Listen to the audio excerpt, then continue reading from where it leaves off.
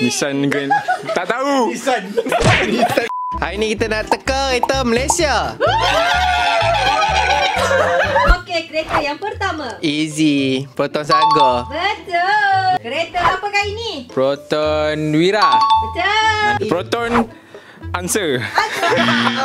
Ini biasa jawab. Proton A3. Proton Kembara. Proton Iswara. Kau sekolah tak? Depo ni barat ya. Proton Juara. Proton apakah ini? Arena. Proton Arena. Arena. Kereta apakah ni? Saga. Proton Suprema. Suprema. Relax. Sevi. Betul. Oh, Suprema. Iswara. Saya cuba. Saya rasa yang ni Proton Putra. Kereta apakah ni? Gento. Proton Gento. Nissan Grand. Tak tahu. Nissan.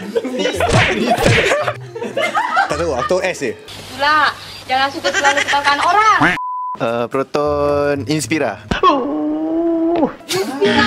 Kenari. Kenari. Bukan. Salah. Amin Gomin. Ini Proton Tiara. Aduh. Ini baru Proton Suprema tadi. Kereta apakah ini? Sudah. Ni aku tahu. Ai, apa dia? Dia itik-itik kan nama dia. Itik Gembo. Rusa. Ni kenari. Produk kenari. Kancil. Bukan. Kembara. Betul. Kancil. Yang ni produk Kelisa. Betul. Kereta apakah ini? Viva. Produk Viva. Kena nyanyi kalau tak dapat nyanyi. Asal tak. Okey. Okey, satu, dua, tiga. Kereta apakah ini?